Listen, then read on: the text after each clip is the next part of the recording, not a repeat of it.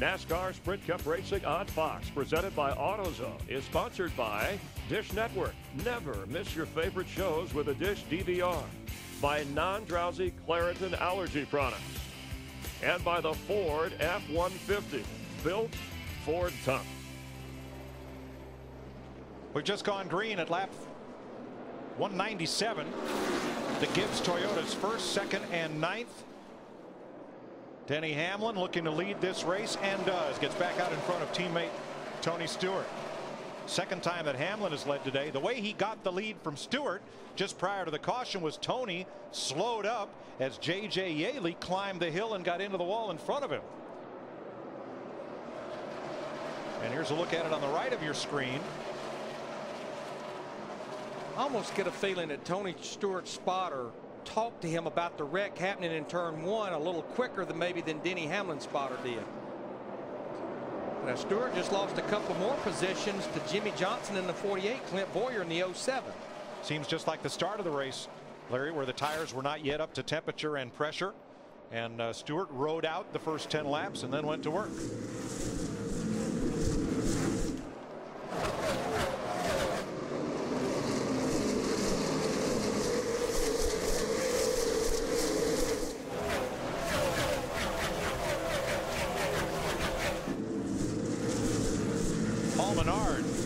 Has been black flagged. That's going to put a damper on a strong run by he and teammate Eric Almirola. Well, he's missing the whole right side quarter panel. And I think there's definitely some things dangling off that car. Yeah, Paul went from a top 15 car to right now he's a lap down back in the 33rd spot. And they're going to continue throwing the black flag. You know, what they're hoping for is to get a caution. It's actually the back panel underneath the rear wing. They're hoping to get a caution, but it looks like he's going to have to come to pit road.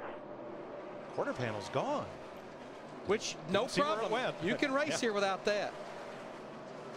But I think the concern was that back panel flapping was going to come loose.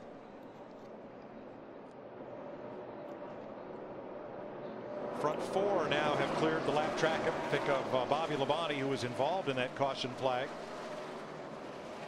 along with Menard. And there's the back panel off. Actually, they had removed the quarter panel, which was damaged in the crash when they pitted under caution.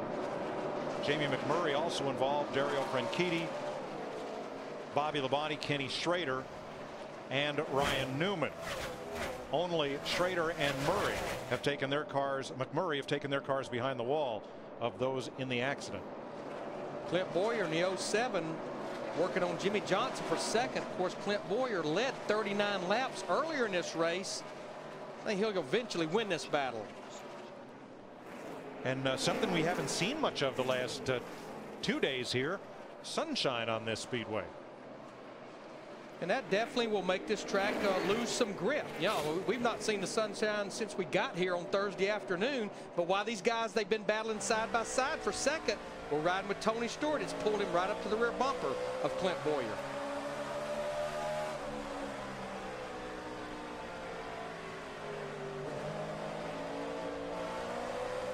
Now Boyer got a great run off turn two, despite being on the bottom groove, where it's not banked as much as it is in the higher groove, the higher grooves of the track.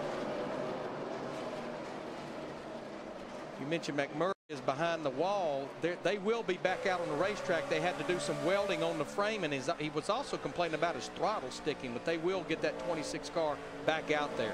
Jeff, what does this change in the weather do for your sunny disposition and your plan to adjust on that car late in the race? Well, the good thing about it is, Mike, it is a concrete racetrack, so the sun doesn't have quite the amount of effect it does on an asphalt track. But this place will still get greasy. As you see right there, Jimmy Johnson kind of slides up the racetrack. So right now, my big focus is still going to be give my car enough forward bite so when he goes right through the center of the turn, he can get back in that throttle and drive up off this turn. I mean, no matter what happens here at Bristol, you've always got to keep that in the back of your mind. Forward bite is so important. And guys, I want to point out one thing real quick. I looked on the scoreboard a minute ago. Dale Earnhardt Jr. running that high line, stayed on the lead lap. He's now up there running that 15th position. I think he's still working that high line. Yeah, Jeff, we were noticing right before that caution that his lap times were pretty much mirroring the leaders. He definitely found something up there in the higher line. Ryan Newman has the same problem Paul Menard did, that taillight panel and rear bumper cover is flapping, so he'll have to stop and get that crash damage repaired. Martinsville in 2 weeks. NASCAR on Fox takes a weekend. Bear by the tail, guys. Bear by the tail on the sides, left and right, and then crank 4 rounds in the left rear. We'll take a week off for Easter and then be back with you 2 weeks from today at Martinsville, Virginia on the half mile. Was a battle for a few seconds between teammates. That's a battle for fourth between Kevin Harvick in the 29 and Jeff Burton in the 31. It's one of those climb the hill and do the drop down and under. The old bottom shot coming off the corner, which you've seen at short tracks throughout the country for years and years. Pretty stout run today for Richard Childress Racing as we're closing in on the halfway mark. There you see all 3 of them up in the top 5 right now.